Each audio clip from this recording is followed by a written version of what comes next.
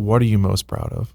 I don't want this to sound selfish, but I would say me, because it's taken a lot of grit, a lot of growth, a lot of hurt, a lot of pain to be where I'm at today. Almost losing my life, lost a marriage. I'm remarried now, which I'm blessed with, but that's the thing. It's like me, like that wouldn't have happened if all these things in our lives didn't happen. I wouldn't be where I'm at today.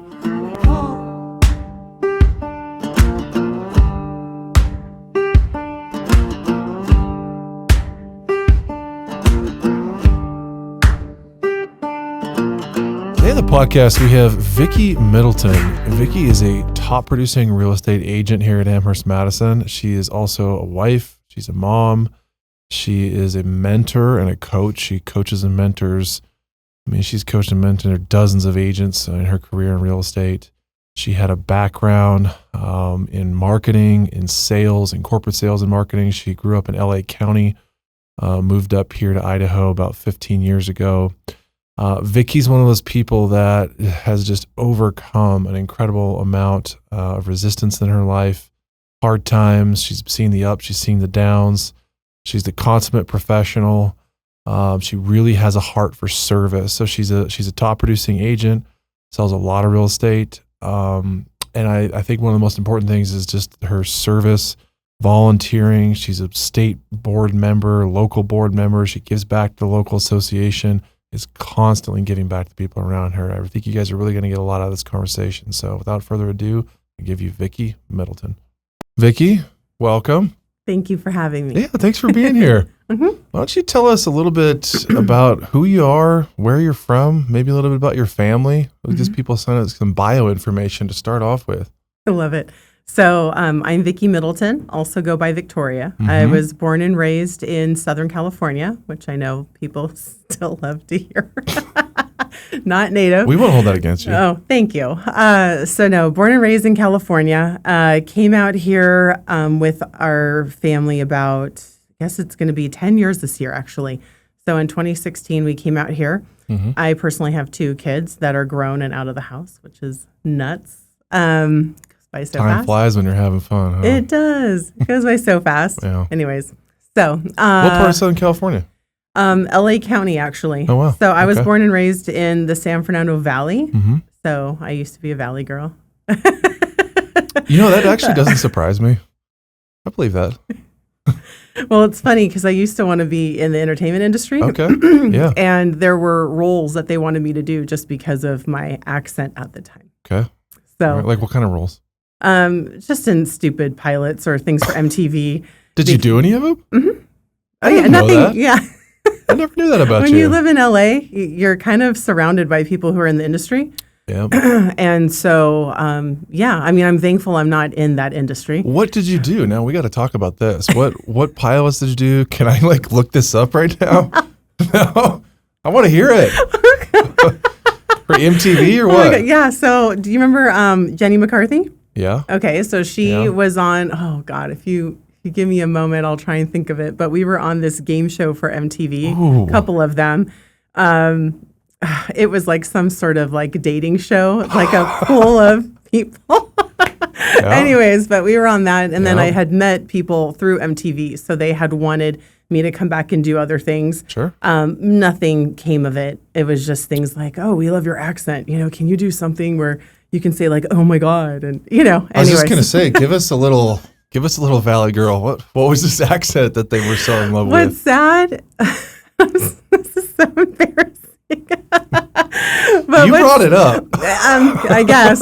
So what's funny is when you bring it back, then the whole podcast is not going to sound like it. So that's okay. I have to be cautious. All right. But no, it was just, they would make fun, that whole gag me with a spoon, all that. Oh, so yeah. they're like, oh, can you do that? And, so you just start saying oh my God. It just goes from there. So after, because even when I was living in LA, getting away from the Valley, people can tell you're from the Valley because of your slang. So was that a goal of yours for any amount of time to be in the entertainment industry? Yes. Is that something? Okay. Yeah. What did you learn in your time in it? And I guess why didn't you stay in it? Let's see. So Yeah, there was a short time that I always wanted to be kind of in the spotlight. I remember even as a kid, we would go to Universal Studios. So when you live in LA, you have access to Magic Mountain and Disneyland and Universal Studios. Anyways, we would go to Universal Studios, and because that was connected with stunt people or people acting, there was these little parts you could play for, now I'm going to age myself, but in the 80s, they had stuff where you can be like Drew Barrymore in E.T. Oh, yeah. You can like do these little things and you can try out. And I was like Back always... to the Future and stuff? Yes. Yeah. So there were always things where they would take people from the audience, and I was always like, hand raised, first person, choose me, I'm going to do stuff. That's awesome. So you would get pulled into these things. Okay. And then, I even went to acting school for a bit, had that paid for by someone who wanted me to be a part of things. I don't know. I think I've even done stuff. Oh my gosh. Like, it's really funny. You know how you see commercials and these paid advertisements? I've done those too. Like those are all things that there's, when I was in California, there would be ways that you can be connected to be asked to be in these commercials or paid advertisements. So I've done things for like NutriBullet where you had to like, we're going to give you this amount of money every month. We're all going to meet. It's like accountability. You're going to lose weight. You're going to stick to this plan. You're going to come. So you have those before and after results. I've done those things too. So there's just things that we've done. But here's what's interesting. So that was all, most of that, except like probably the NutriBullet thing. That was when I was older. But a lot of the stuff that I did when I was younger, I just realized at the end of the day, when you start looking at your life, where do you want that to go? And when you're around the entertainment industry, there's a lot of things that people do that I wouldn't necessarily be proud of. And there's, I always knew from a young age I wanted to be married and I wanted to have children. And I knew that was not the entertainment industry, was not going to be the industry that was going to help me achieve that goal. Because at the end of the day, that really was my heart. And I think it's just because how I was raised. Because I was raised by a single parent, so I didn't have a father, and I really wanted to be able to have that family feeling one day, and I knew that if I was going to get into that industry, it just wasn't going to happen. I mean, I had, even people I was in a relationship with didn't like that, so now I didn't have a boyfriend because they're like, well, we don't want to be a part of that. And so I got to ask you this, because you hear a lot, I hear a lot, we all do, that, the entertainment industry can be dirty or can be, difficult or dark, or it can be like uses people. And like you hear all these things. I guess what is true and what isn't with all the things that you hear about the entertainment industry? I mean, you dipped your toe in it. You grew up around it. You were part of it for a while. You're now saying like, I didn't want to stay in it because of these things that I saw. What did you see? It wasn't as much as you probably see more on Instagram, like of how dark things are. I mean, even my husband now, he was even in that industry. His father was in that industry. My uncle was in that industry. And I think if anything, you just hear more about the negatives of the people that we so look up to, the actors and actresses. Yeah. There is nothing to look up to. I remember having a friend naming her child after a certain, performer. And I was like, why would you do that? Yeah. Because like the person, the actual person. They may not be bad in front of you now, right, but they typically tend to go sour at some point. And I'm not saying everybody. I don't know everyone in the industry. But, there was a time where I worked in Beverly Hills in my old career. You meet a lot of people. I mean, it's rare that you'd meet one that is actually not a... You cuss on here? Yeah, you can say whatever you want as long as it's a word. A lot of them are assholes. Yeah. They're just too good, for themselves. And so again, when you're around that and you're around that lifestyle and what people want to do to try to get parts or try to get things, it just wasn't for me. I just knew that wasn't the lifestyle that I wanted to be a part of. Do you think it's just as simple as what happens when ego is constantly fed and just gets bigger and bigger? I mean, everything that happens as a result of that. I mean, it's like a lot of big egos means a lot of bad attitudes and using people and drugs, sex, and rock and roll, right? That's all in it. That's all there. Yeah, which is in a lot of it. I mean, this is setting up our discussion, by the way, perfectly to go into real estate. I'm sure you've already seen that coming. Everything funny. You're saying, I'm like, oh yeah, well, we see a lot of that in real estate. There's a lot of things we see. And what's interesting is I've been in a few different industries, and it's all very similar. And I mean, I think at the end of the day, it just goes to what are your own personal goals? Mm-hmm. How are you grounded? Mm-hmm. You know, who are you serving? Yep. You know, is it yourself or someone bigger? Yeah. And I think at the end of the day, that's what it's about. And What was the job in Beverly Hills you mentioned? so I used to be in retail. So I was in retail management and a corporate trainer for about a decade before I had kids. And so one of the stores that we were at was in Beverly Hills. Mm-hmm. And I actually just thought about that store yesterday. I was like reminiscing and I'm like, where did that manager go? And whatever happened to her? And, you know, just reminiscing. Yeah, just happened to be in the car yesterday thinking about that. Just funny. So to use an entertainment industry slang, I would say you had a couple of acts before you came to Idaho and got into real estate. I mean, you were like kind of in the industry and having these parts, and then you worked in retail, sales, management. One of the things I've always said, and I know you can relate to this, that's so funny and kind of fascinating about the real estate industry is that none of us lay in bed at night when we're kids and stare at the ceiling and go, I want to be a realtor someday. No, nobody does. Like, I'm talking to Vicky and she's talking about she wants to be like an actress and be like in Hollywood, not like be a real estate agent. Well, I was going to say, there was even game shows I was on too. Okay. Were you on The Price is Right? I was. Yes. How did I know that? I was on The Price is Right. And I even had a colleague that I met who even wrote a book on how to win. Bob Barker? No, we were on with is it Drew Carey? Oh, yeah. Really? Yeah. So that wasn't that long ago. No, it was before I came. It was literally before I came to Idaho. It was the one thing I wanted to do. It was like 10 years ago? Uh-huh. I'm looking this up now. It was like Vicky Habon with, what's his name? Yeah, Drew Carey. Yeah. Is it Drew Carey? I think that's Drew him. Carey. Yeah, he took over from Bob Barker. Yeah. That's funny. I used to love that show. Yeah, and it was Great under. show. Yeah, I could probably find it for you. I'm going to dig it up as soon as we're done here. You're fighting. I know it was in September because we left in September to move here, and it was in a September. Yeah. So anyways, so I would do that stuff too. So I'm getting more and more confused about what brought you to Idaho. I mean, you had opportunities, a career, multiple careers in California and LA County. Why did you come here?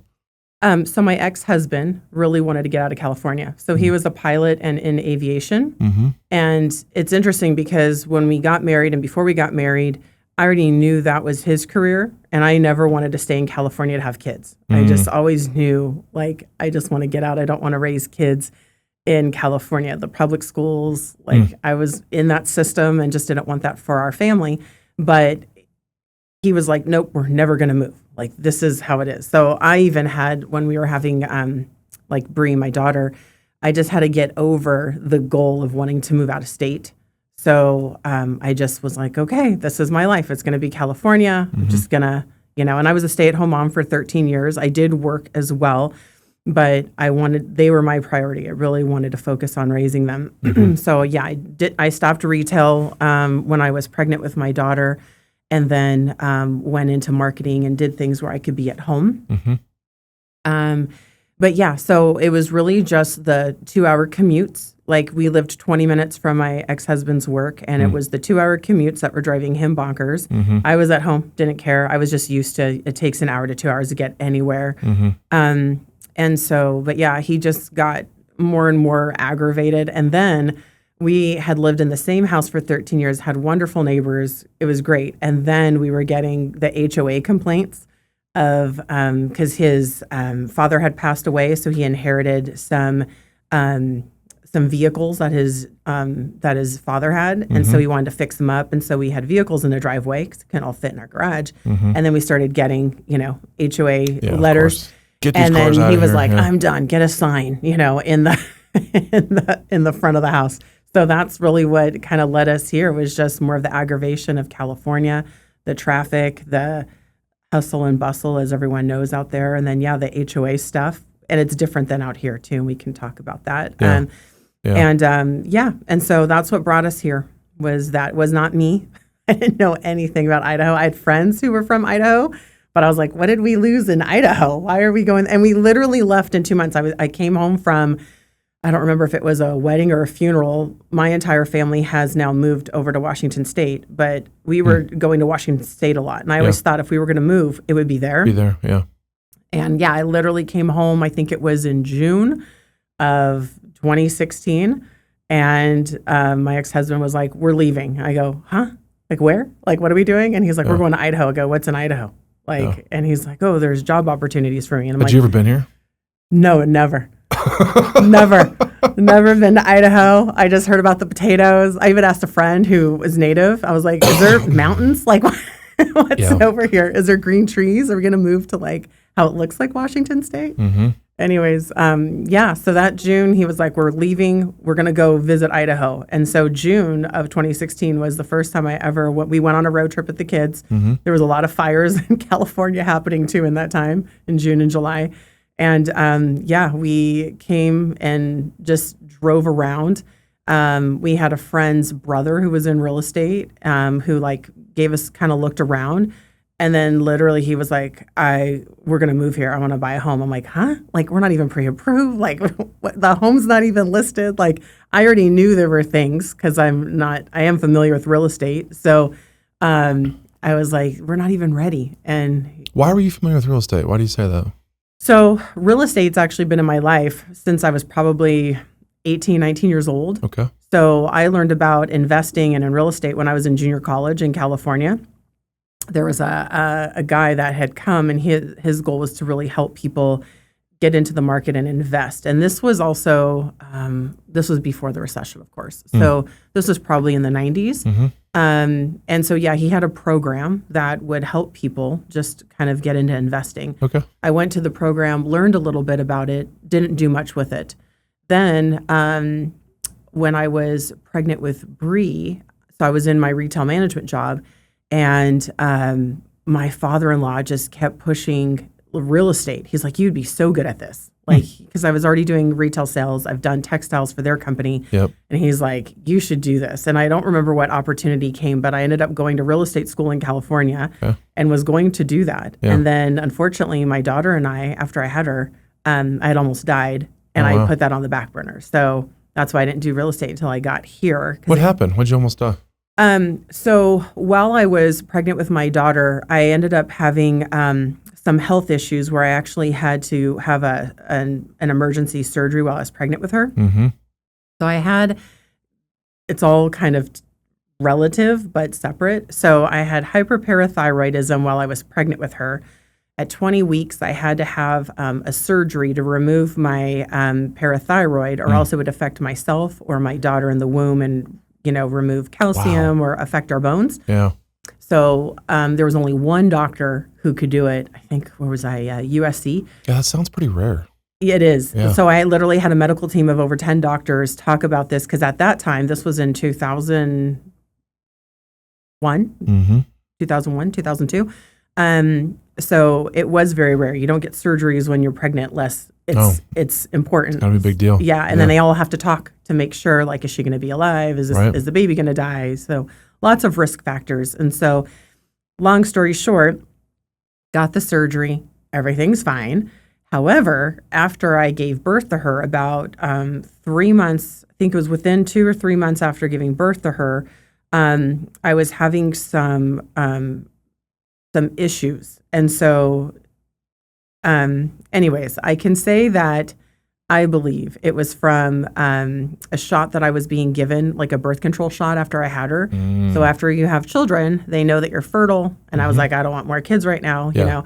And so I was on this birth control shot, and literally after the second dose of that, I immediately felt like something was wrong with my body. But I thought, well, I've never been pregnant. I never had a baby before. Maybe it's from that. Yeah.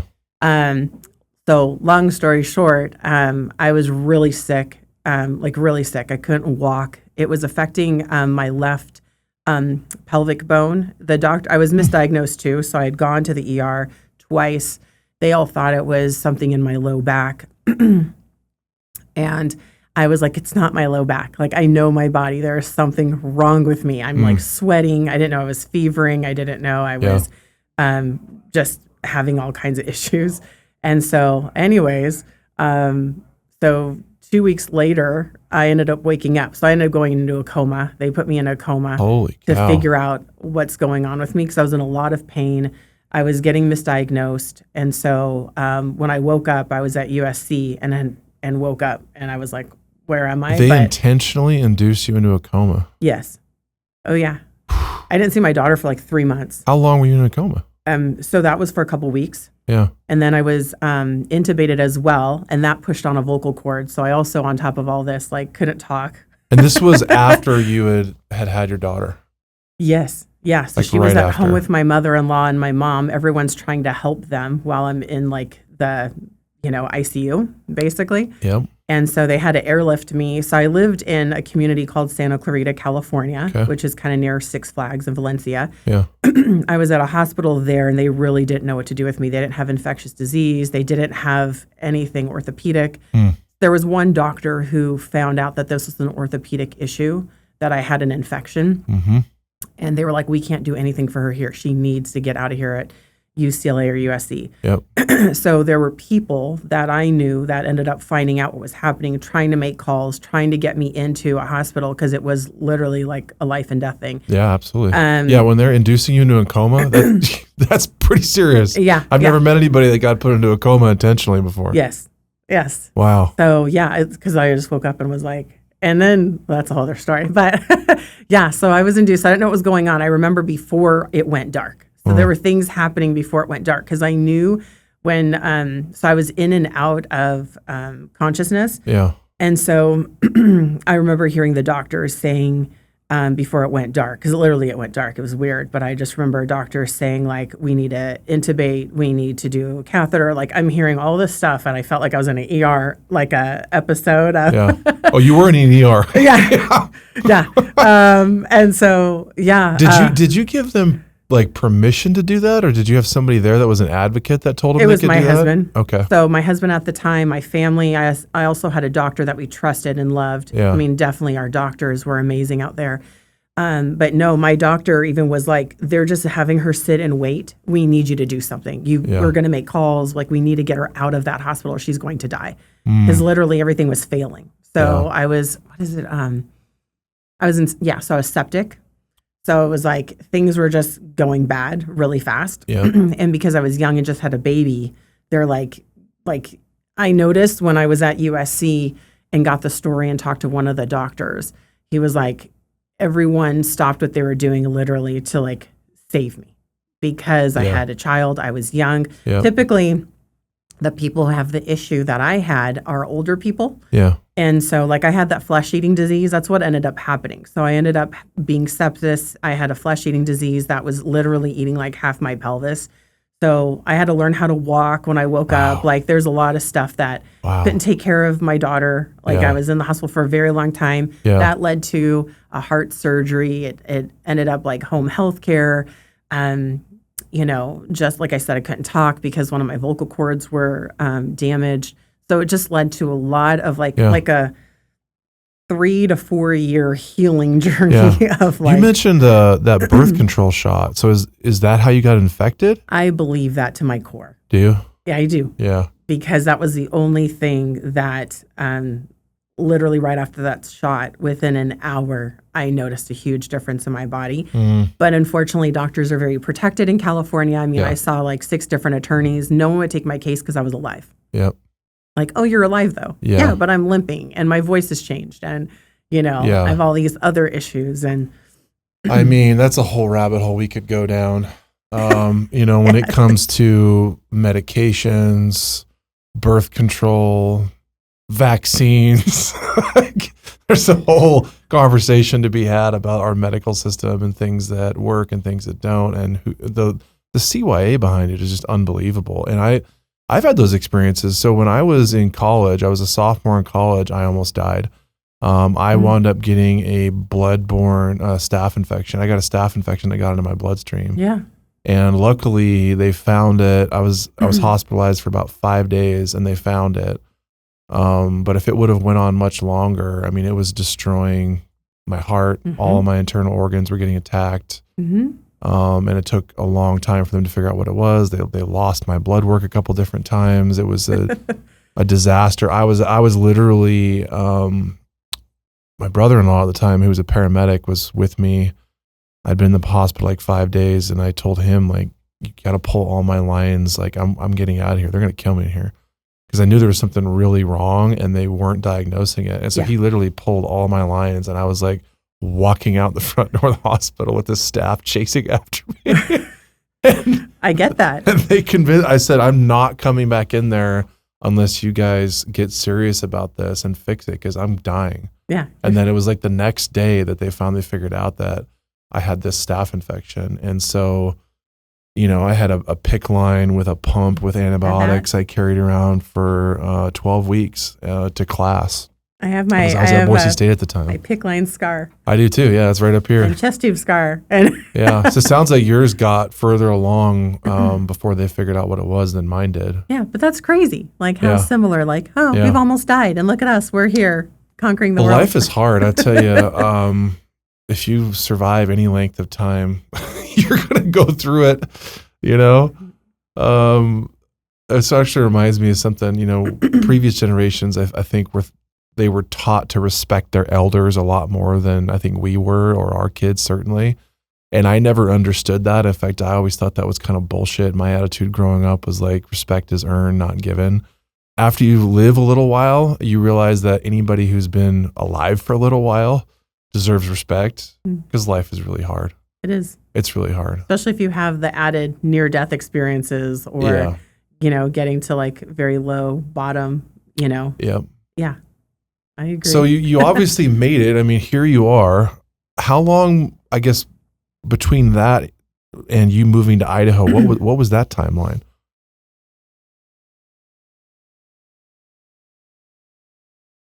So all the health stuff was in 2002, 2003. Okay. So quite a while before. 2003. Yeah. I had my daughter in 2002, and it happened after I had her, because I had her in fall, and this happened in winter. So 2003, and then moved here in 2016. Yeah. But during that time, I was working on my health.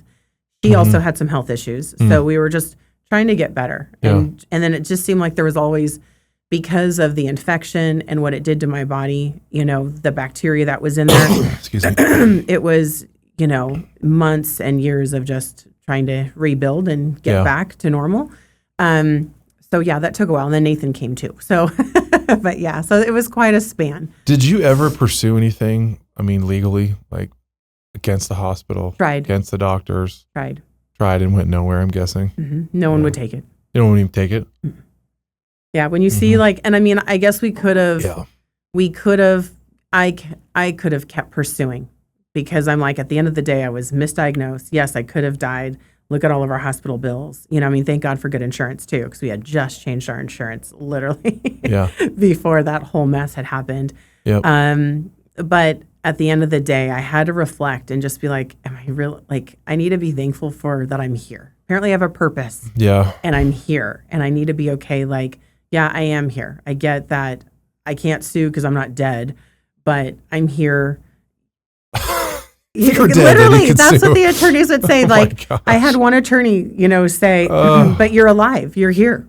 And I'm like, how am I going to sue if I'm dead? Exactly. So that's what we kept hearing. It was but you're here. You survived. Bizarre. You're fine. You're getting better. Mm-hmm. Yeah, I am. No thanks to hospitals and doctors that don't know what they're doing. I get it, because there was multiple things that happened when I was admitted that, it was a clear-cut case. I should have pursued it. I don't know. I was in college. All I cared about was getting ready for the next football season. I wasn't raised we never sued. We never called the cops. I was raised to solve my own problems, and that's just not something that we even thought about doing as a family. But looking back on it, me and my parents are like, we should have done something about it. Well, I lived in California. Everyone sues. I know. I just needed probably 6 more attorneys. But I just didn't want to fight. I get that. You want to move on. I wanted to move on, and I was already dealing with so much, like just emotionally and physically from all of that, just issues in the marriage, issues with kids. I was like, I just want to move on, and I do want to focus on my health and get better. And I'm not money hungry. It was more about principle. It wasn't about like, I need money. Yeah. Like, thank God for insurance at the time. For real. Because our bills were like over $500,000. And they were expensive. But we moved past that. But it definitely came with consequences in the family. Yeah. So a lot of that just did not help. And it was our first year in marriage too. So it was just, That just kind of set forth the tune that was going to happen, unfortunately. What kind of consequences in the family? Well, my ex-husband, when that happened and him seeing his wife and mother of his child almost die, it really affected him to his core. And the doctor, then the infectious disease doctor, had told him and my father-in-law in my room in front of me as well that there was a chance I could get this again. So he put up a wall and just put up a wall thinking, she's going to do this again. She's going to die. So he just never got close to me. Wow. Again. Yeah, so just a wall. And we just always had that for years. And we were together for over 20 years. And it was just kind of sad. We would go to counseling trying to get through this stuff. But at the end of the day, he just dove into work. Felt like because he had to pay the bills because I wasn't working. I couldn't work at this time because of my health. And so it just was a struggle for a new married couple, new home, new child, going through this. It was just a really hard season. And I don't think we really recovered from that. Why do you think he was never able to lower that guard and work through that and get close to you again? Well, he had other issues as well. Fair. So he had mental issues, unfortunately. So I think just it's there's no gray area. It's either black or white. Yeah. So I think just in his mind, that's how it was. So yeah, we tried to talk about things after I'm alive, I'm here, it's not going to happen again. And there just was always a wall up, So I just ended up, being the caretaker, taking care of the kids, just being at home, shifted our lives, and then he just worked all the time, buried himself at work so he wouldn't have to really be home. How many hours a week would he work? There were days he didn't come home because he was sleeping on a cot at work. So it was a lot. Like in the beginning, he would come home because he wanted to see Bree. And and then I was trying to work because of finances, we were struggling. Yeah. So I was like, okay, I'm going to try and work from home. I'm going to try and do this. And so there was a time where he would come home. It wasn't that he wasn't engaged with the kids. He would come home. But a lot of times, he was a director of maintenance for a private, owner and jet. So you're literally on their whim. Yep. For sure. So there would be moments where maybe it was like a 40-hour work week, but a lot of times it was 80, 90 or more. So yeah, we just didn't really have him around maybe on a Sunday, if that. No family vacations, there wasn't anything. Work was the priority. So that makes me curious, and I want to, if you don't mind, skip forward a little bit. How did you transition? Because you grew up, you said single mom, right? I was a single mom. Obviously it was important for you that you could stand on your own feet and you had that example, and you started getting gigs and jobs and doing those things and then getting careers and working in management and working in sales.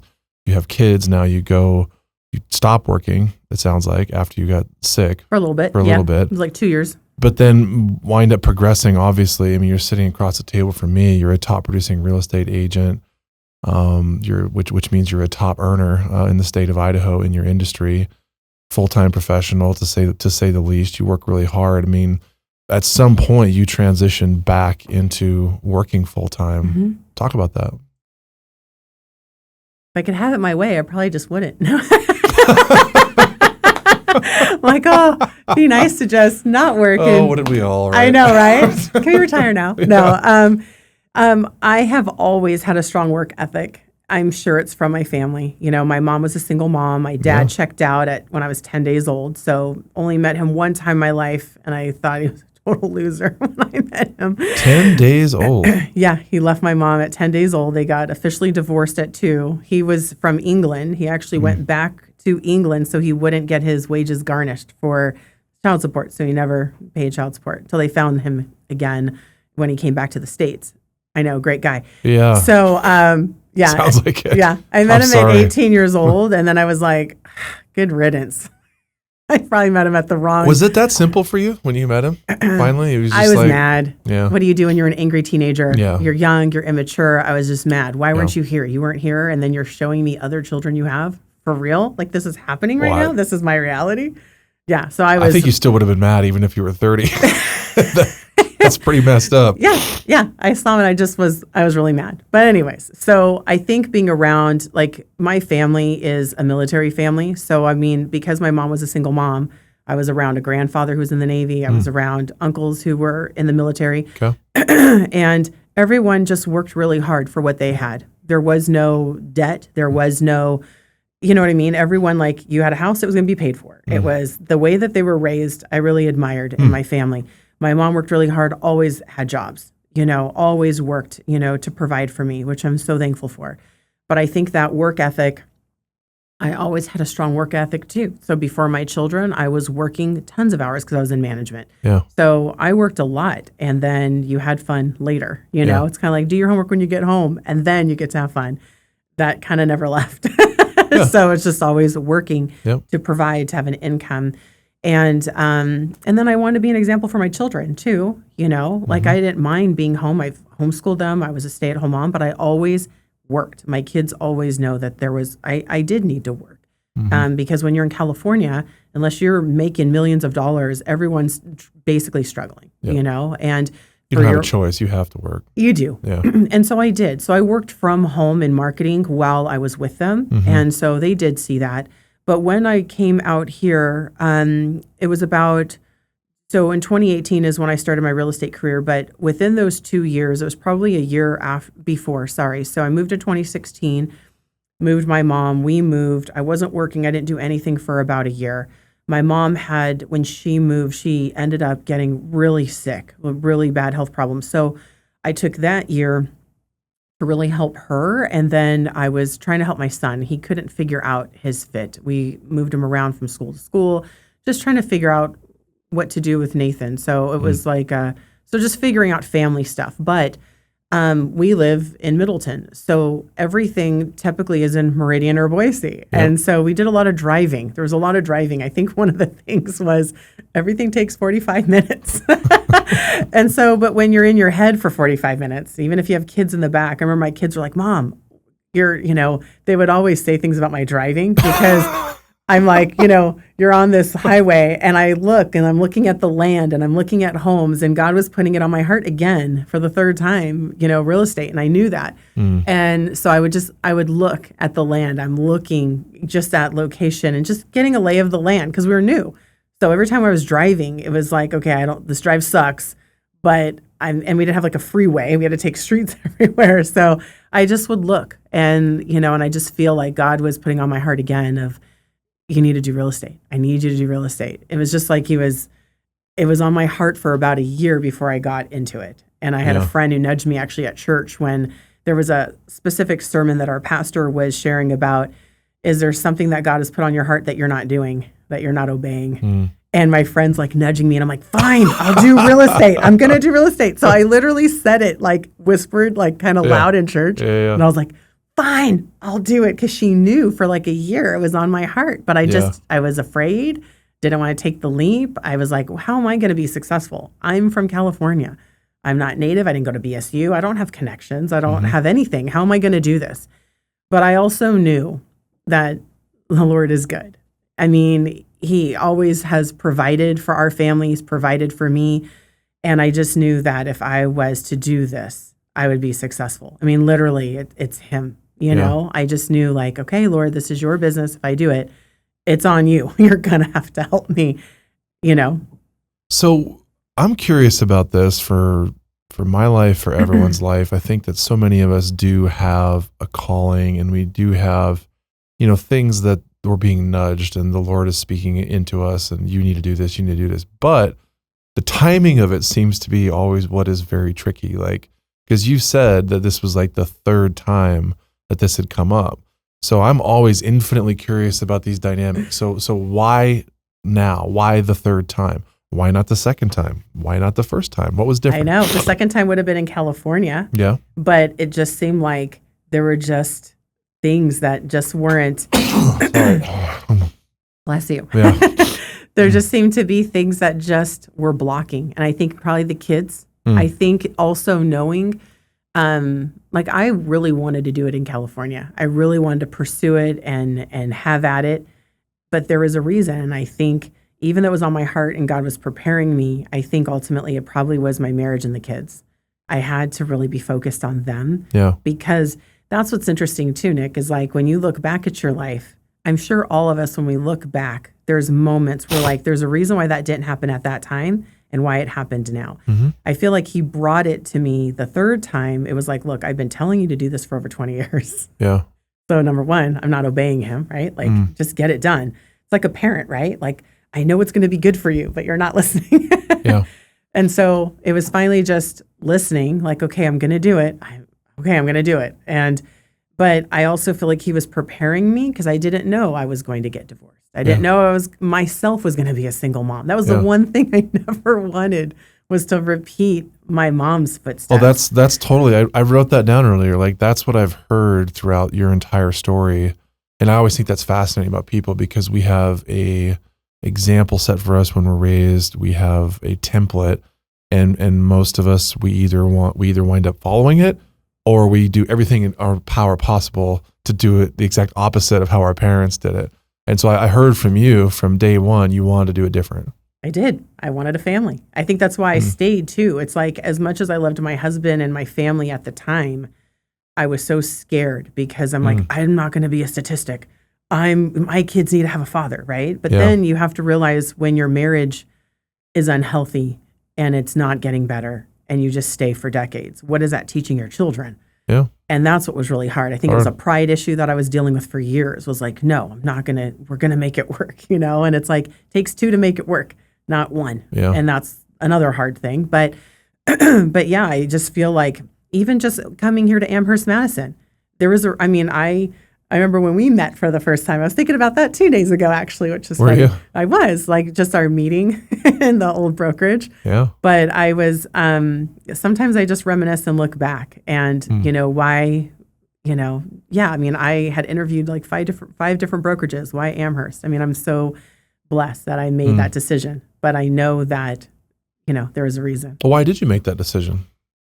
Well, at the time when I was looking at other brokerages, first you have to know, or the people need to know, I'm very particular. I'm very picky in what I do and how I choose it. And I'm someone who doesn't quit. If I'm going to make a decision, I'm going to do it. I'm going to do it. It's kind of the same with my marriage. Like I was in this marriage, which I was like, I'm not giving up.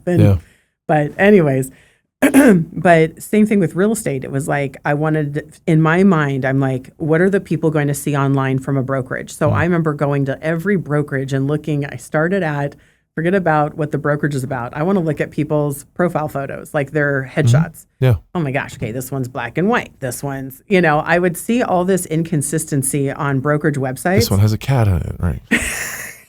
This one's green and they're outside. And then this one's over here. So it was just funny because I would just see so what I do for myself, even when I would sell, when I was selling my home and buying a home in California, it's important. Reputation is important. And what does the consumer see? It's very important to me. What is our client seeing me on a website or Facebook? What are they seeing? Yeah. What am I seeing on Keller Williams, Amherst Madison, Coldwell Banker, whatever, right? There's so many national and local brokerages, but I interviewed with at least 5. I was looking at all their websites. I would talk to the brokers first. Most of the time I was talking to them to get, an interview or check things out.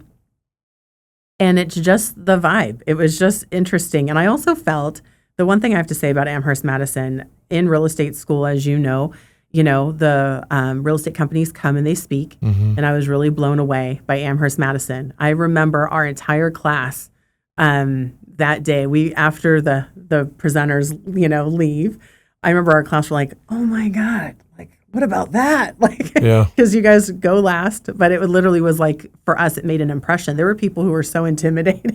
They were like, I wouldn't go there, They were just intimidated because at that time, right, it was like we dress up. And I just felt like Amherst Madison for me was going to be a great fit because of what I saw for their presence, what I saw for consistency, just also I felt like I'd be challenged. I felt like I'm always about self-development and growth. And I just felt like this is going to help me grow. I believe this is probably going to help me get to the next level. Yeah. And that's why I made that decision at the time. Plus, I remember asking my daughter, I was asking my kids, my friend, and just praying about it. But what's interesting is at that time, you want someone else's feedback. And I was between two brokerages. And I remember asking like my family and my friend at the time, and they were like, we think Amherst, like that's the one, like everything you're saying is leading to like what you believe in, what your values are. It just seems to all go aligned with that, especially the name of Amherst Madison. That really caught my eye. I was like, really? I want to be a part of that. Yeah. I want to be a part of where it's not about us, it's about others. Yeah. And that really just, hooked me. Your background in, marketing and sales and just being a professional in marketing, sales and marketing professionals is what you were in California. Obviously served you well. I mean, it gave you this lens to evaluate companies. And that's what I saw in you just through the interview. And I think is even more clear now that I've gotten to know you all these years later, is like, that people can say whatever the hell they want, but the reality of how serious they take their business and how serious they take their profession is going to be reflected in their marketing and their website and what they wear and how they show up and how they speak to you. Oh yeah. Dealt with that years before real estate happened. And it's true in every industry and every walk of life. And I hope everybody listening to this grasps that point that sometimes you have to really just simplify and look at what is and evaluate what is and make your decisions based on that and not let people pump your head up with a bunch of bullshit. Is that there's so much of that in any industry, but I think especially sales industries and sales and marketing, like it's can be a smoke show that's not real. And so your background helped you cut through the noise. Yeah, well, you can't want it more for other people, right? Right. I mean, we're in an industry, especially like with coaching and helping others to succeed, you kind of get over where like, you're going to have to want it more than me. I can't call you and babysit. And, and I think as a leader and as a professional, especially because I was in management at such a young age, you see that stuff. So like you see potential. And that's what I was reflecting actually a couple of days ago in my old job that I was working in Beverly Hills, because that manager saw immaturity in me, that I needed growth, and didn't just get mad, didn't just write up, or, it was, let me take you to the back room and let's have a discussion so you can change, right? So you can fine tune what you need to fine tune. Because I was in management. I was young and in management. And I remember I would, I think there's a certain age in your 20s that you're just reactive, not responsive. For sure. And that goes through all of us. And I would be very reactive very quickly. And she was like, let's go talk for a moment. Let's not do this on the sales floor, right? And just little corrections. I just really appreciated that in my growth into who I am today. It was having people who saw potential and didn't just ignore, but like, let's collaborate and talk, and so you can be better. It's the same thing here. It's like, I started real estate when I was 40 years old. That is a very humbling experience. For real. It is. Because when you come from backgrounds that you're like, I already know this. Yeah. And then you're like, it's not that you can't take what you've learned and bring it to real estate. It's not like that at all. But you just, at 40 years old and, having a whole new career, you want to know everything yesterday. Yeah. How can I have to go and I have to get experience, right? We have to go through transactions. We have to help people. And I say but you're helping people and you're going through these things so you can learn and you can grow. But it's timely. Yeah. It's not like you do one transaction or you help a family get into their dream home and now you know the business. Right. It doesn't work that way. Yeah. And I think there's a lot of impatience in real estate that I see. Yeah. Everyone wants everything now. And it's like, no, this is, again, that's why you have to make the decision and not quit. And you have to make the decision and be serious about it for yourself. And not want it more for others. I have to want it for me. Yeah. I mean, I can't believe like we're here and it's already been this long that I've been doing real estate. I remember when I was brand new. I remember when I was like, oh, it's been a year or 2 years or, oh my God. I remember 5 years. I was shocked. Like, oh, wow, it's been 5 years because I really wanted 5 years. Yeah. Because I was like, oh, I'm going to get my broker's license, or, oh, I have all these things I want to do. And that's what's great about our industry is there's so many facets you can be a part of, get involved in. It's just never boring. It's never. No. One of the things I want to point out about you specifically is, and even the story you tell about getting feedback from your manager at a young age is, and you're expressing gratitude that they were giving it to you.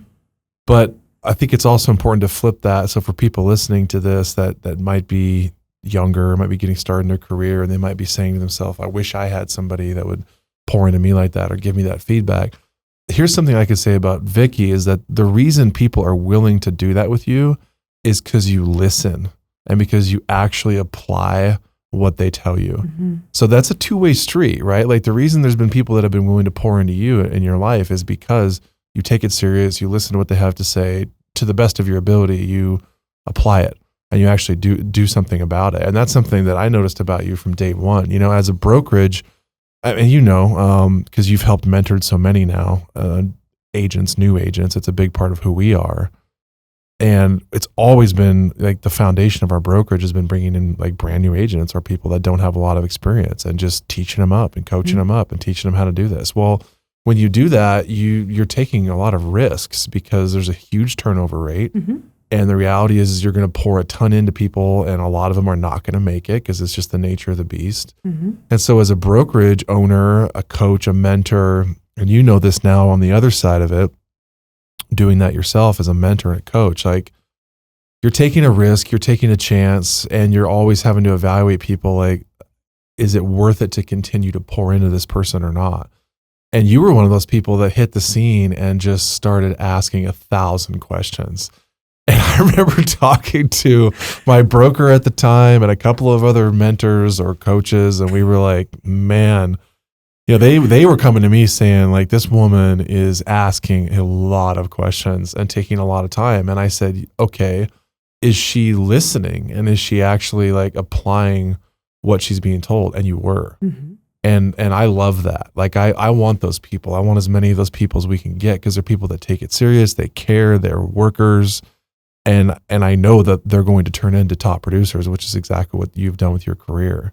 So that's kind of a tangent, but I just wanted to point out that like this whole feedback thing, and if you're sitting there right now saying, oh, nobody ever pours into me like that, nobody ever helps me like that, maybe it's because you're not listening and you're not applying what you're told.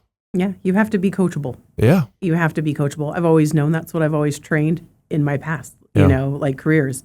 You have to be coachable. And if you're not, I'm not going to pour into you. Yeah. But that is a risk. And I think because I love helping people, I love serving people, I love helping people get to achieve their goals. I'm all about helping people achieve their goals.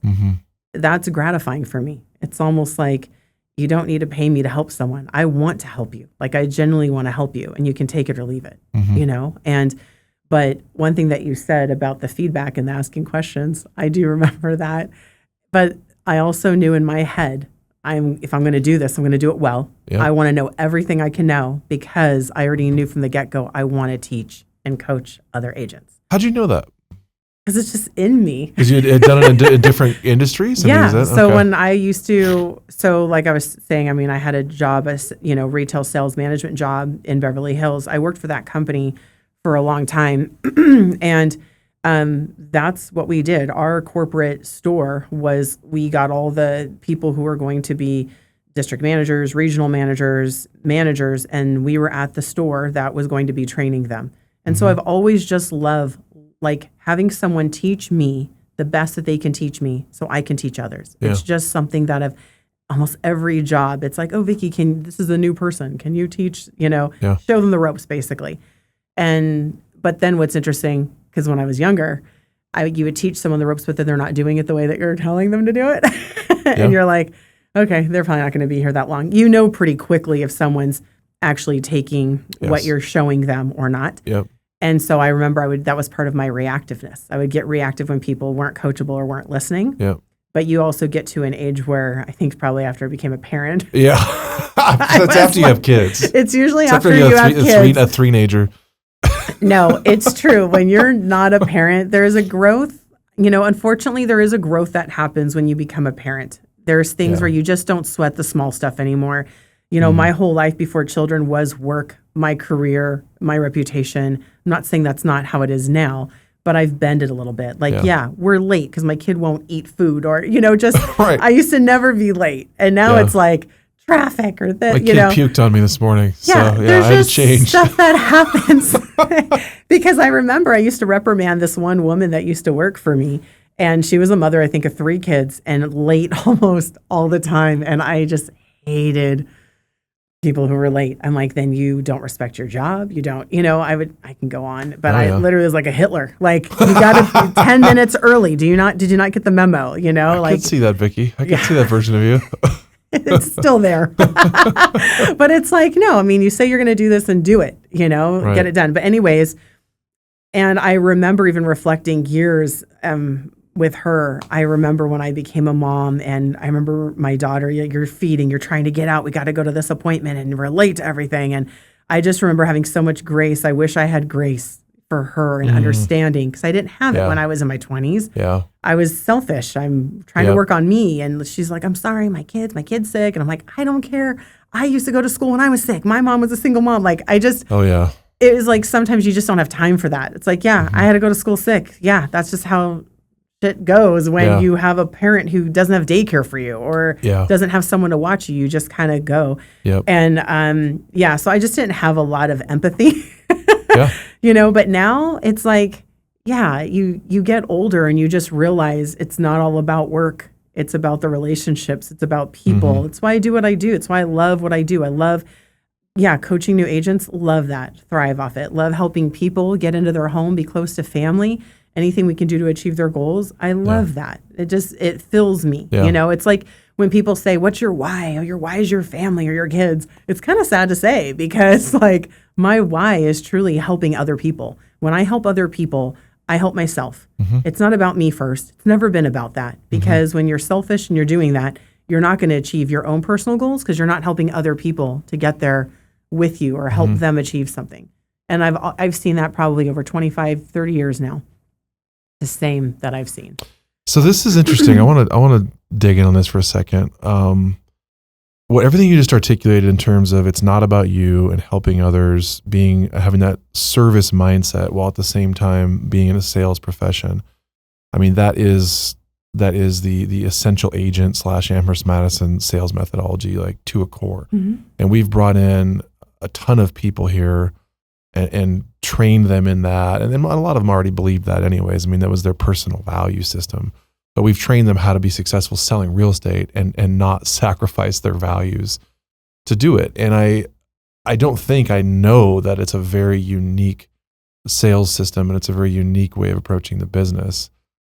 Talk about how you've been able to be successful in sales, and you are a good salesperson. You're a great, you're professional at what you do. You know how to get deals done. You sell a lot of real estate and make a lot of money doing it, but you haven't sacrificed those core values of service.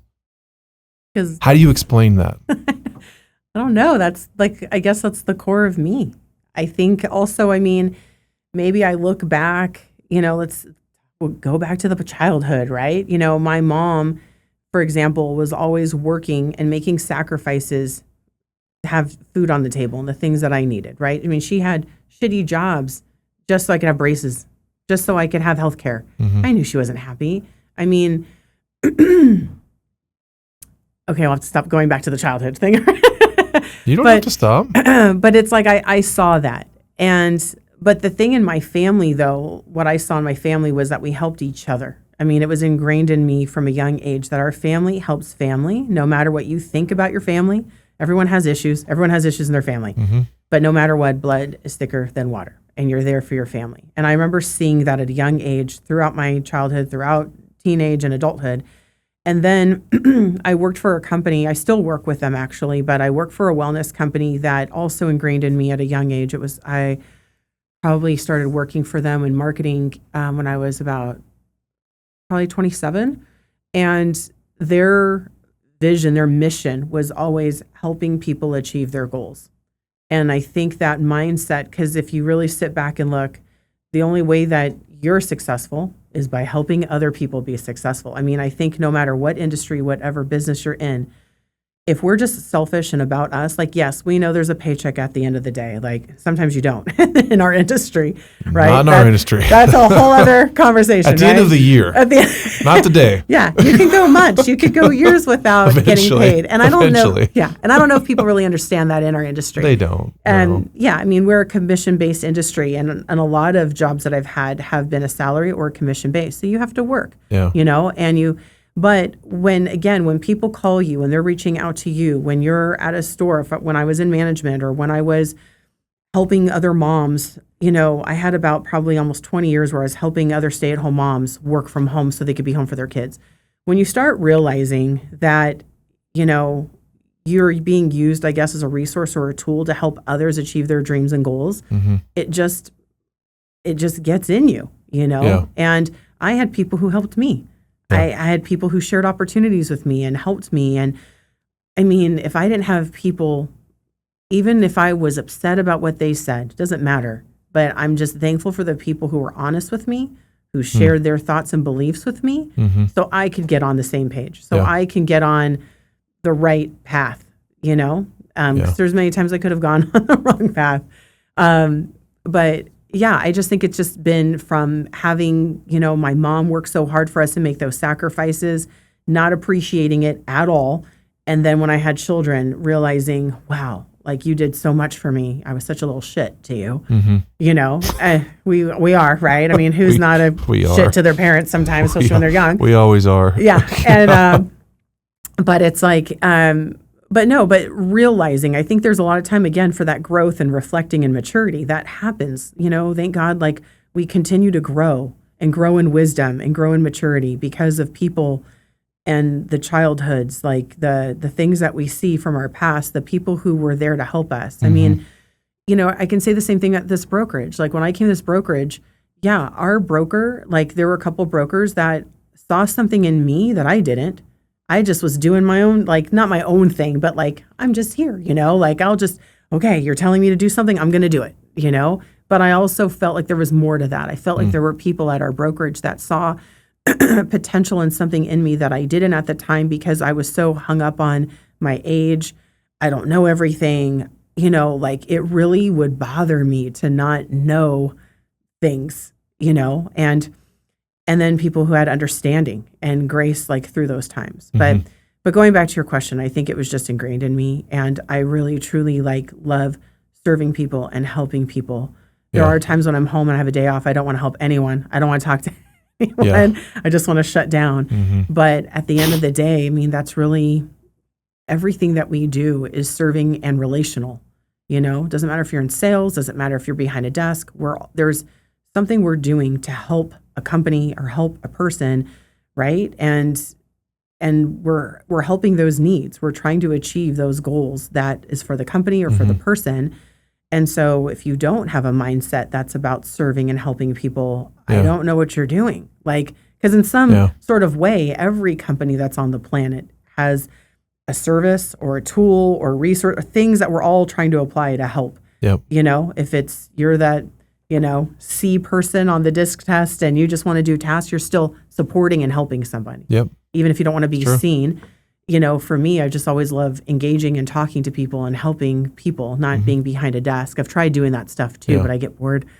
I need change. Yeah, but you also don't mind being seen. I mean, this is a girl that was going to be in Hollywood. Well, what's funny about that is but that's like shifted though too. Like, I mean, I haven't done videos on like my marketing assistant's like, we need videos. 2 years she's been on my case about videos. I'm like, I know all about videos. Yeah. Well, not those kind. No, well, not those kind of videos. But Price is Right. Yeah.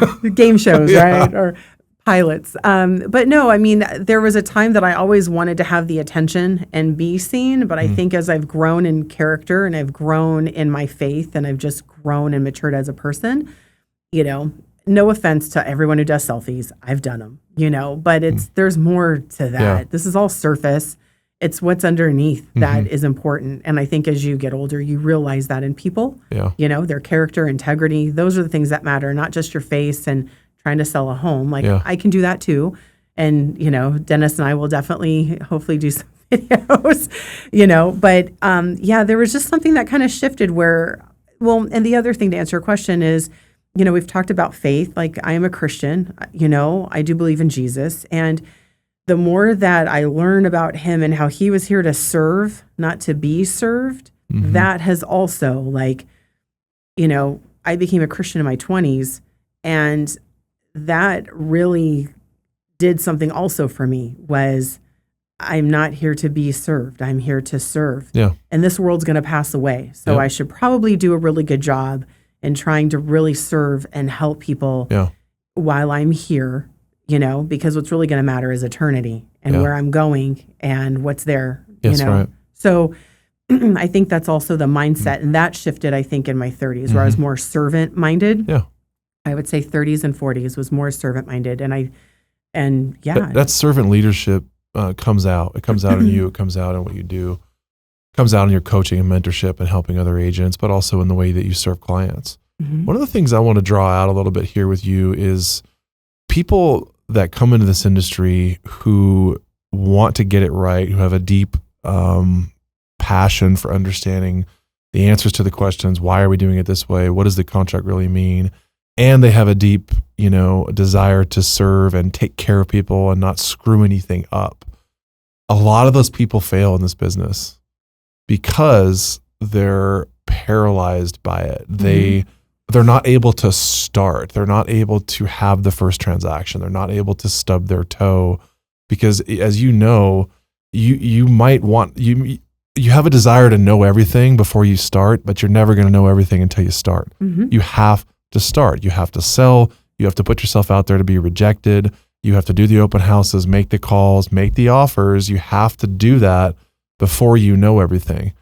I want to know from you as clearly as you can articulate it, how were you able to start doing, even though you didn't know everything yet and you really wanted to know everything, but you were able to do it. And that's what makes you unique and why you're highly successful. Because a lot of people who are wired that way, they're not able to sell. They're not able to execute because they don't know everything yet. When you kept saying start, there's always been something ingrained in my brain, which is the start is what stops most people. I've always remembered that. The start is always what stops most people. The start.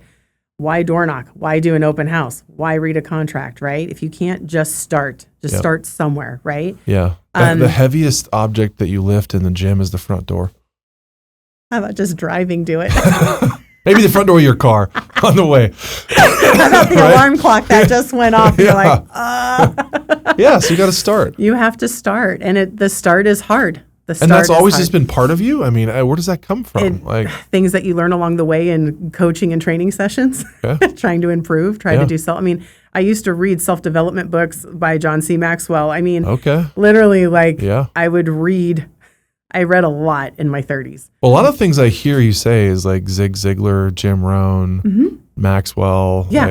Oh, yeah. No, I mean, even when I was, I was leading, when I was in marketing, sales and marketing for a wellness company, I had a team. So it was like, okay, here's the book of the month. We're reading How to Develop the Leader Within You, How to Develop the Leaders Around You. Okay, we're going to read. That was a big thing, was reading, you know, because a lot of people don't read. Let's just watch the podcast no offense. But let's just read watch. Too. Yeah.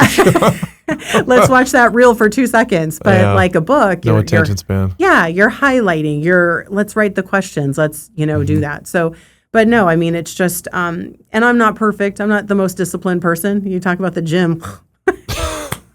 That's a whole other story. We won't talk about that. We won't talk about the gym. No. But no, the start is what stops most people. And like I said earlier, when I knew that I was, God put on my heart to do real estate, I'm finally like, okay, I'm going to do real estate. Okay, Lord, I'm going to do everything they tell me to do. I'm going to be coachable because I know to be successful, you have to be coachable. You can't just be like, I remember early on here at the brokerage, I would run into people that I knew who were coming here to the brokerage. And I'd talk to them like, oh, how are you doing? Oh, I have an open house. Oh, great. You door knocking for that open house the day before? No, I don't door knock. And I was like, you're not lasting. I just immediately know if I have a conversation, meet you. I think I've talked to you about this, meet someone for 5 minutes or less. That's that young manager, Vicky, coming out again. Writing them off. I've been right, by the way. I've been right. You can't argue with results. Yeah, show me some people. I'll tell you who's going to stay, but it's coachability. It's like, oh, no, I'm not going to door knock. Oh, I'm not going to do that. This is what I want to do. Well, great. in order to kind of be the president of your own company, you kind of have to know, there's some steps. It's so true. And it's especially when they start saying, I'm not going to fill in the blank. It doesn't matter what it is. No. Because you know how damn hard it is to be successful in this business. And as soon as you start saying, well, I'm not going to do this and I'm not going to do that. Yeah, you're not. I'm not going to do that. Like, you're done. Yeah, you're not. And that's what I learned even in our, when I was in our classes, right? Like getting coached and learning the ropes, here at Amherst Madison.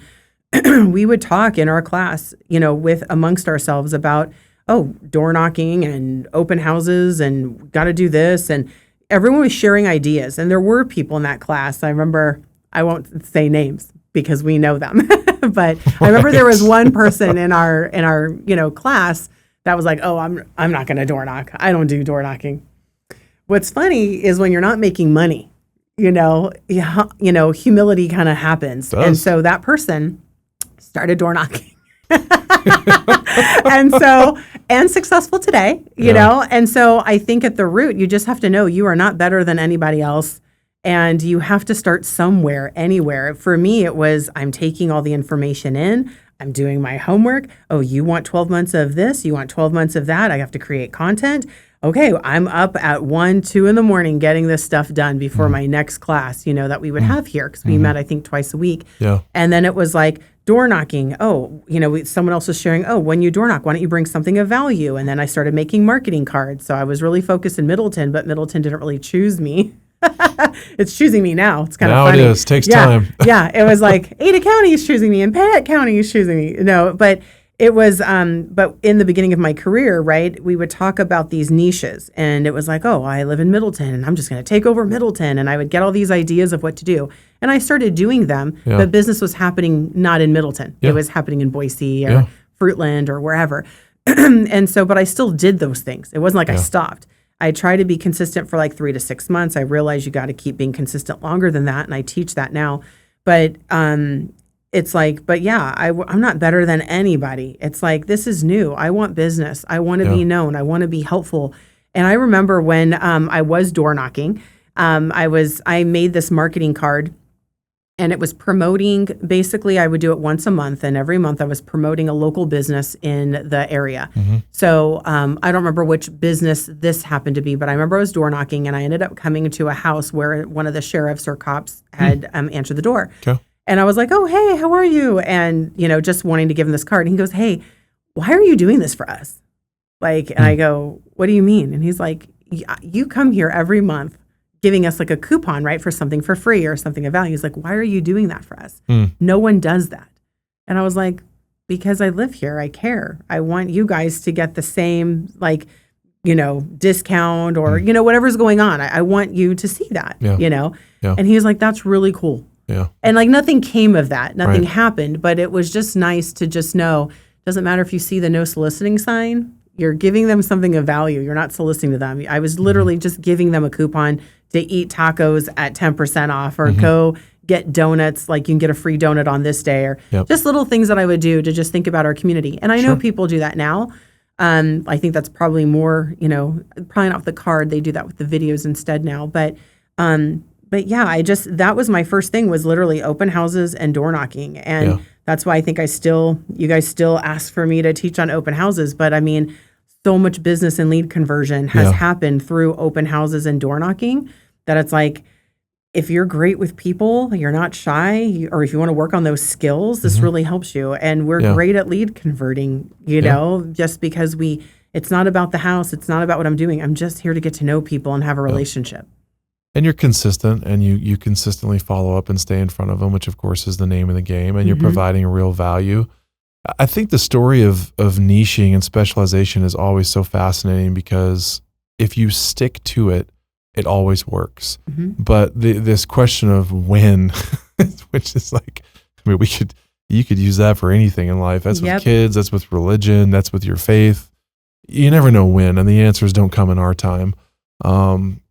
So it's always an interesting thing with business and real estate because when you're getting started, man, you just have to be a junkie for opportunity. You have to take any opportunity that comes your way. You do. Anything, everything, whatever.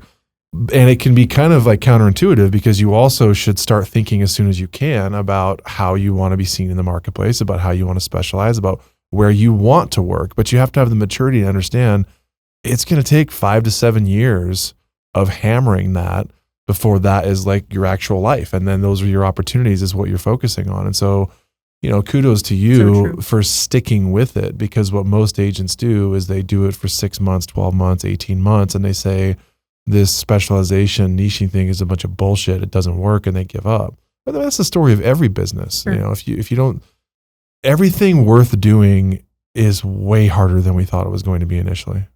Yeah. That's what makes it worth it. Oh yeah. What's interesting is what you say. I feel bad when people actually quit probably about the year, 18 months, because I can't tell you how much business I've received 3 years later. Yeah. From an open house, from a door knock, from someone remembering me, maybe an email, whatever. Usually it's been open houses because that's how we just connect with people. But like even right now, I just got a message, 2 days ago from clients met. So here's what's funny, if it's okay if I can share this story real quick. Yeah, go ahead. So I was doing an open house for another agent and a woman came through to look at the house for friends.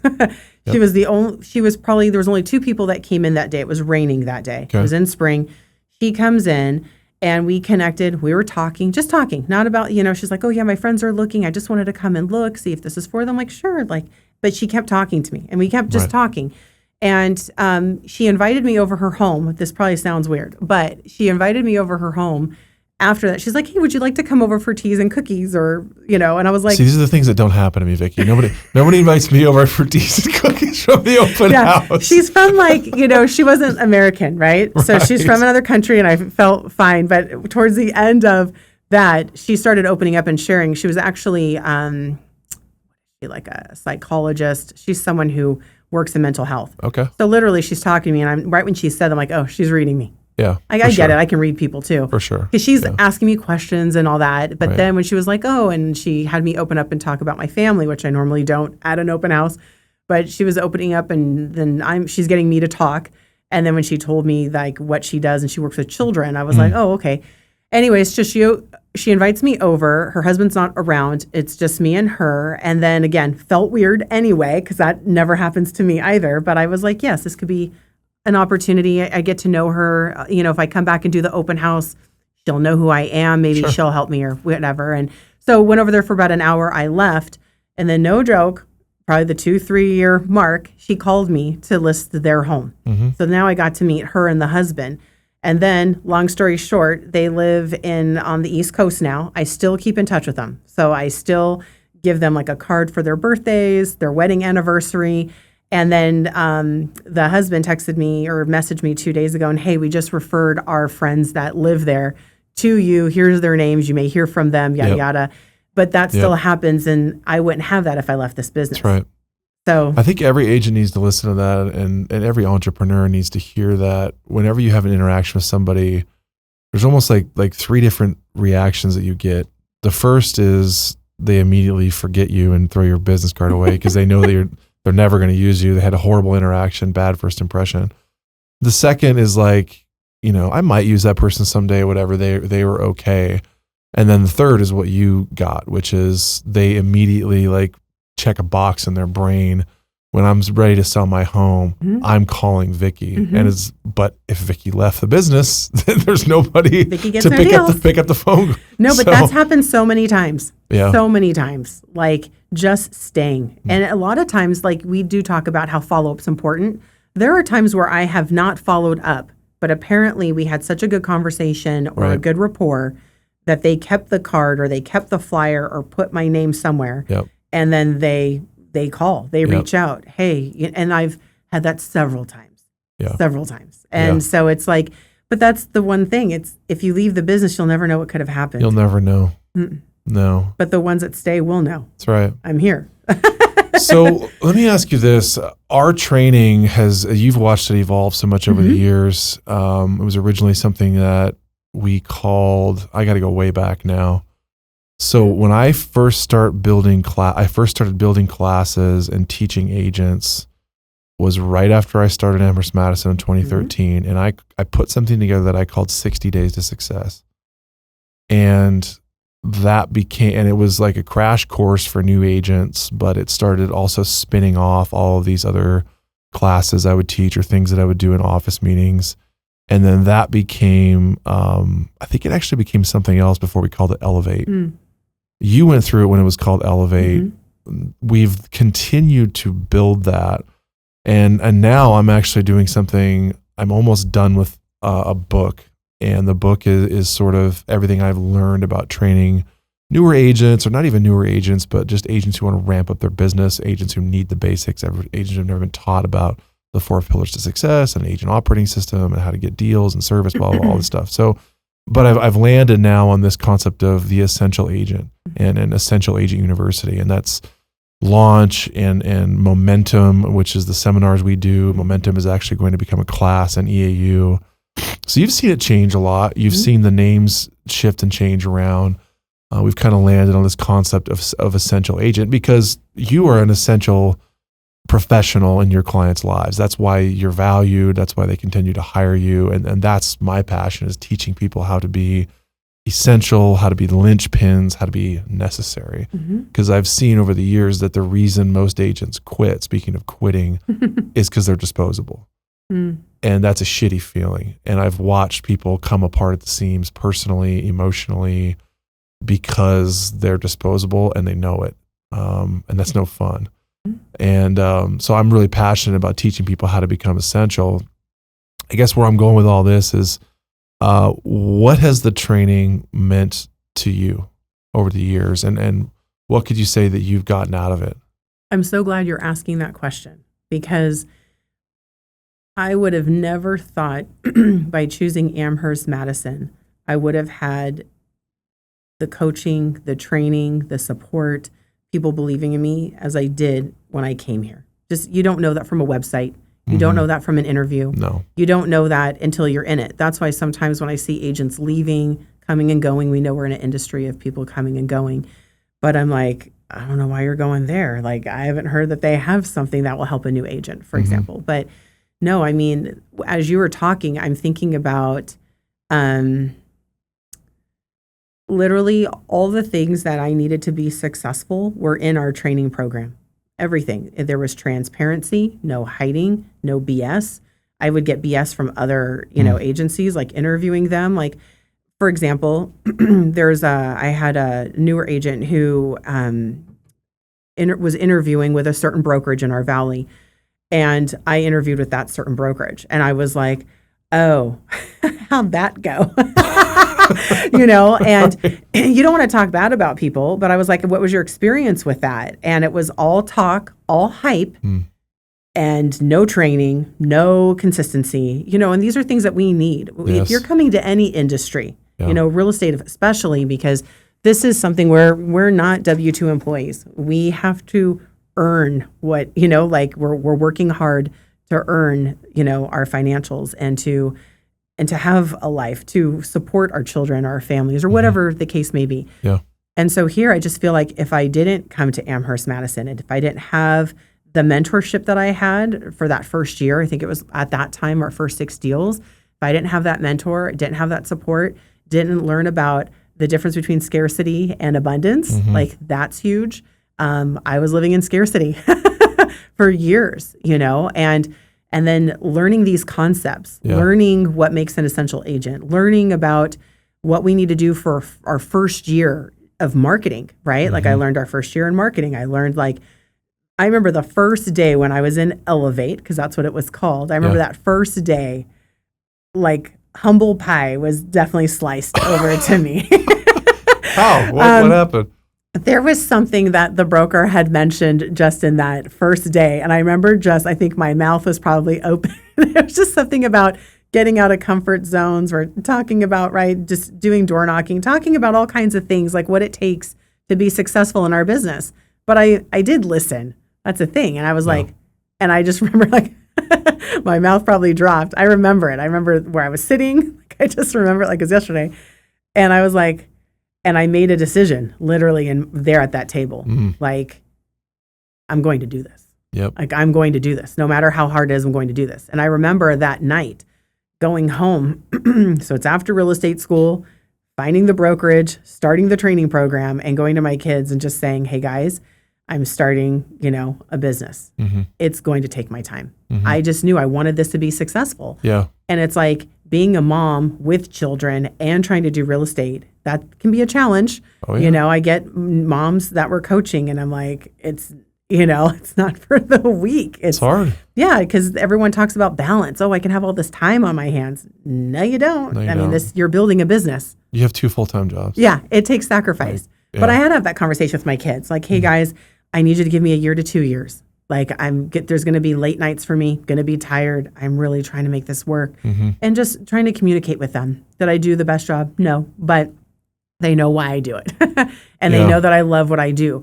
But yeah, But that's such a critical conversation, and a lot of people don't have it.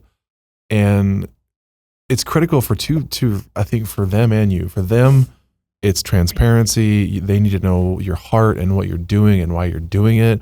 You're attaching a time frame to it so they don't freak out and push back and reject it because they think, oh, this is forever now. Mom's just gone. But then also from your side of things, listen, until you speak something, until you use the words, until you say them out loud, it ain't real. Well, that's why in that's church, the commitment, I'm going to do it. Right. And then you said it. And then at class, and I was like, I was like, okay. Like, I remember just saying, okay, like, I'm going to do this. Like, there's nothing that's going to stop me. I came so far, even just walking into real estate school. And at that time, I think it was $500. And I just bringing cash. I felt like it wasn't real. I can't even explain how I felt. It just felt like a dream. Like, I can't believe I'm in a real estate school. I'm giving money and then picking a brokerage. And, I'm like, I'm here. I'm learning. I'm going to be trained. I'm going to be doing this. Like, so it was just a lot of steps for me that were new. Yeah. But just knowing quitting is not an option. Yep. It's never an option. Yeah. And I'm not going to fail. I'm going to succeed. I'm going to work my ass off. I'm going to do whatever it takes to be successful. That was my mindset. And that's why I was like, I need mentorship. I need a training program that's going to help me. And I think one of the things that I loved about our training program was just how authentic it was. And I loved just how you can go to any agent in the office that was there and ask for help or talk to them, and they would give you the time of day. It was because, I needed help. I didn't know what I was looking for. I just know I needed something like direction or just be able to process something with someone. And when I was working on my own marketing, I love doing marketing because I did that for so long. But when I was doing marketing, I'd have people in our class like, oh, do you need help? What are you working on? Everyone just wanted to be engaged and helpful. Yeah.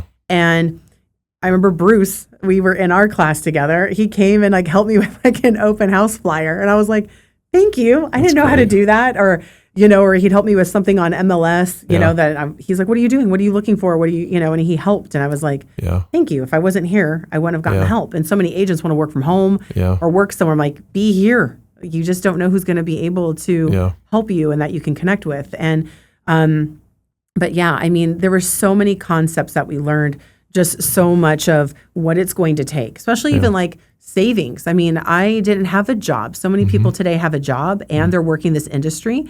I didn't have anything. I literally had to go to my mom, say, Mom, remember how I didn't go to college? I dropped out of college, so I'm a college dropout, and but I dropped out of college, and I literally can't believe I'm going to say this, but I remember going to my mom. We didn't have money, moving here. We had nothing, and so I remember going to my mom, and I was like, Mom, remember how I didn't go to college, and I need your help. I hate asking this of you, but I need money to do real estate. I really want to do this. I'm going to need probably about 10 grand because I already knew in my head the marketing I wanted to do, the things that I wanted to accomplish, and I had to live as well. And at the time, my ex-husband didn't have a job. So it's like I'm trying to do all of this on my own at this point and figure stuff out. Then the other humbling thing is I went into my kids' savings accounts. So we've always saved money every birthday, every graduation, every Christmas. Everyone always gave my kids money. That all went to their savings accounts that we would grow. I was borrowing from their savings accounts. But here's the thing that I did to myself, because I am not that person who would take from my family. I was like, I will be paying even more than this. This is going to work. I'm going to make this happen. I just need, funds. So my mom, she had loaned me that money. Within 18 months, I paid her that all back, plus other things. I was like, I'll pay for your cell phone. Like I started just taking things so I can help her financially for what she's done for me. Then I put all that money back in my kids' savings account. Plus I think extra 10 grand more for each of them. I mean, whatever I was making, I was just like, I'm going to bless them, for even, I know they needed my time, but here's some money to help them when they want to buy a home or they need a car. I want to go back to the moment in Elevate. You said you were sitting there and the broker said something. Was that Eva? Said something that sparked this moment in you. And so I actually talk about this in my book. I call it the all-in moment. And I've watched agents throughout the years, and you can literally, if you spend enough time with people, like point to the moment where they shove all their chips to the middle of the table and they go all in on this thing. And I have a graph that I'm putting as an illustration in the book that illustrates this inflection point, and there's a hockey stick growth curve, of course, after it, because that's what happens is as soon as somebody makes that decision and they burn the boats, they get rid of their plan B, they go all in, however you want to say it, they hit this point when they decide, because up until that point, you haven't really decided yet. You're just kind of messing around. It's like you were talking about. It doesn't even seem real. It's kind of like, I'm doing this, I guess. I don't know. We're going to try it. And then like you hit some point where now it's like, no, I'm smashing my kids' piggy bank. Like, I'm going to make this work and I'm burning all the boats. I'm all in. What happened in that moment? What was it about that moment, about that day when something snapped in you and you were just like, okay, all gas, no brake, we're doing this? I so wish I could remember what she said, but there was something said about, just if you're going to do this, it was something, I'm paraphrasing because I'm trying to go back and think, but it was just kind of like whatever she said was humbling to me to make me feel like I have to be all in order to do this. We have to be all in. And she was sharing examples and stories and things, to do, not to do, and whatever. There was something that she said. I wish I could remember what it was. She probably wouldn't remember, but there was just something in just her coaching, and it was the first day. It was the first day of the Elevate class. You're here sitting around the table with a group of people. Some I knew from school, some I didn't know. And she was just talking about, I think it had to do something with like, if you're going to be successful, here's kind of what you need to do, or here's what needs to go out the door kind of thing. It was just something like, you got to make a decision. And I just remember like, okay, I'm all in. I'm going to make this decision. And then it's like talking to the kids, Mom, I'm going to need help financially. Can I borrow some money because I didn't go to college? You know, it was really humbling because I really didn't want to go to her and ask. I get that. I wouldn't have either. Yeah, she's retired. She's on a fixed income. It's not like I really want to be like, hey, Mom, And so, that day, that week was just a humbling week because I had to make decisions in my head. And then I think also the more classes we had, the meetings that we would have, we had monthly, brokerage meetings. You were in our class, you had spoken. We had different people who we would speak to. All of that helped shape me into, I don't want to say like, I want to be like them, but it was, they're here, they're successful. I need to just be coachable. I need to learn. There's this, people would talk. No one really talks also about the money. I get that people have full-time jobs or even part-time jobs doing real estate. But at that time, we didn't have, social media wasn't like how it is now either, like 10 years ago. So I know that's evolving. But back then it was mailers, it was farming, it's, business cards, marketing. There's all these things that take money to do. And I didn't have any of that. I didn't have a savings account. Moving here literally drew everything out that we had from California. So it's like I'm starting with nothing. It is still like that. People should not be fooled about getting into this business because social media is kind of tricky that way because when you look at it from the outside in, a lot of people think that you can like grow an audience without paying. I don't think that you can. From my observation on it, if you want any reach and any consistency and any growth in your audience, you have to A, consistently put really high quality content out there, but B, you have to boost it, you have to push it, you have to advertise it. And I've been doing this for years and I've watched the needle stop and move and stop and move. And I do think it's important. I'm just mentioning that because a lot of people are under a false assumption that they can just go post content and not boost any of it and not have any ads, and they're going to grow their audience, and they won't. Well, and that's something that I learned here too, was consistency. Yeah. You've always talked about that. And there's so many people who are not consistent, and then they're like, oh, it didn't work. Well, Right. yeah, how long did you do that? A week, a month, Yeah. 5 times. Yeah. I mean, I Right. think you've talked about certain things that you've talked about. It's been a year. I Yeah, think 6 months absolutely. minimal, but it's like a year. Have you done it for 2 years? Like, people have to know you, and the other thing is you have to bring value. What value are you bringing? Are you just the realtor that has a postcard saying, hey, I sell real estate here? Or Right. what are you doing in the community? How are you solving problems? How are right. you helping and Yeah. putting yourself out there? That's why when I didn't want to door knock in the heat, I door knocked for hours. Why? Because I'm trying to be someone of value. Yeah. And that's why every open house wouldn't just be me sitting in a corner on my phone or my laptop, Right. but we're going to act like it's an event. So we're Yep. going to have, food. We're going to have drinks. We're going to have a lender there. We're going to have things going on because, again, people, you don't know who's going to come in. Yeah. And you don't know. You just Yeah. don't know. So why not be prepared for Yeah. what you don't know? And the message you're sending everybody by doing that is, I'm serious. I'm here. I'm not going anywhere. Like, this is my career. This is my job. You can count on me 3 years later when you need an agent to sell your house because you invited me over for tea and cookies after an open house, which is. And I still stay in touch with them. That was like 6-7 years ago. And I still So if stay in touch anybody wants with to them. know if Vicky Middleton has game, when you can talk your way into a total stranger's house for tea and cookies at an open house, there you go. Yeah. What Yeah. would you, Vicky, we're about up on time. I so appreciate you being here and sharing, but it was something I want to close with is actually 2 questions. The first is, what are you most proud of?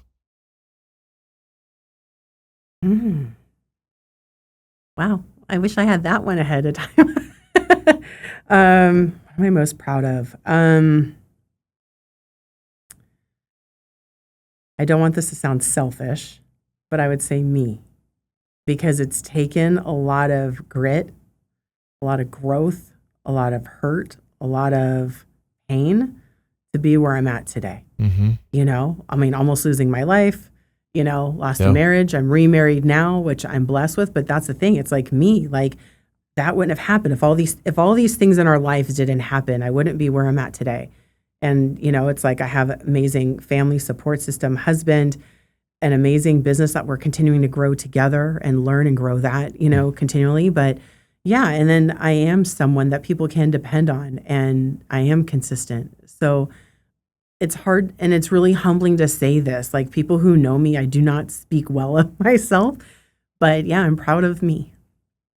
I'm proud of you. And I'm proud of you for saying that, because the Vicky that I knew 10 years ago couldn't have said that.